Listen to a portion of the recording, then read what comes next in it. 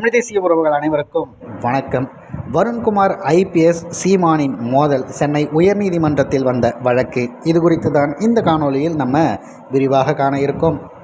நாம் தமிழர் கட்சியின் தலைமை ஒருங்கிணைப்பாளர் செந்தமிழன் சீமான் அவர்கள் தொடர்ச்சியாக மண்ணுக்காகவும் மக்களுக்காகவும் போராடி வருகிறார். தமிழ்நாட்டின் 3வது பெரிய கட்சியாக வலம் வந்திருக்கிற நாம் தமிழர் கட்சியின் அரசியல் அப்படிங்கிறது அசைக்க முடியாத அளவிற்கு மிகப்பெரிய அளவிற்கு தமிழ்நாட்டில் உருவெடுத்திருக்கிறது.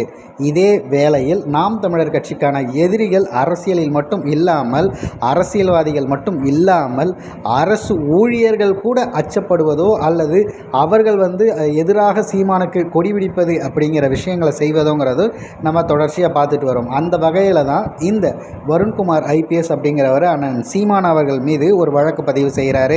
தன்னை பற்றி அவதூறாக பேசுகிறார். அது மட்டும் இல்லாமல் இதற்கு நான் மான நஷ்ட ஈடு வழக்கு பதிவு செய்கிறேன், 2,10,00,000 சீமானிடமிருந்து எனக்கு வேண்டும் அப்படிங்கிறத அவர் பதிவு செய்கிறாரு. இந்த வழக்குக்கு நேர் நின்ற நாம் தமிழர் கட்சி முதல் முறையாக செல்லும் போதே பார்த்திங்கன்னா அவரும் எவ்வளவு அவதூறுகளை பேசியிருக்கார் பதிவு செய்கிற இடத்துல இப்பொழுதைய சீமான் அவர்கள் பார்த்திங்கன்னா இடைக்கால தடையாக அவரை பற்றி பேசுவதற்கு கோர்ட் சொல்லியிருக்கு. சரின்னு சொல்லிட்டு அதை ஏற்றுக்கிட்டு வந்துட்டாங்க. அதன் பிறகு இன்றைய தினம் மீண்டும் அந்த வழக்கு விசாரணைக்கு வருகிறது.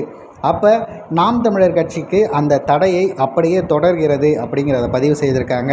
இன்னொரு விடயம் என்ன அப்படின்னா 2,10,00,000 கேட்டு அவர் பதிவு செய்திருந்ததுக்கு எதிராக நாம் தமிழர் கட்சி எந்த ஒரு விடயத்தையும் பதிவு செய்யவே இல்லை.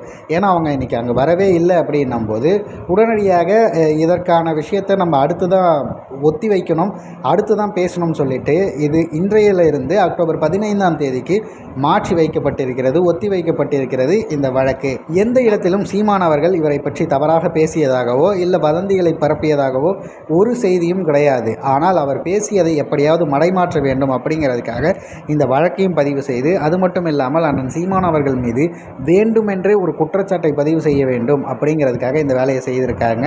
ஆனால் இது யாருடைய தூண்டுதலின் பேரால் செய்திருப்பாங்கங்கிறது நிச்சயம் அனைவருக்குமே தெரியும். ஆனால் இவர் நாம் தமிழர் கட்சியை பற்றி தவறாக பேசியிருக்கிறார், நாம் தமிழர் கட்சியை தடை செய்ய வேண்டும் என சொல்லியிருக்கிறார்.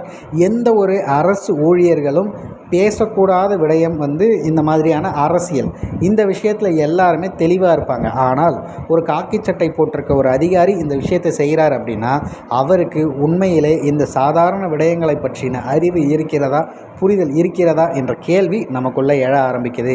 நாம் தமிழர் கட்சியுடைய வளர்ச்சியை தடுப்பதற்கு எவ்வளவோ தடைகள் வந்தாலும் கூட இப்போது அரசு அதிகாரிகளையும் துணை நாடி இருக்கிறது இந்த திராவிடம்ங்கிறது வெட்ட வெளிச்சமாகிறது.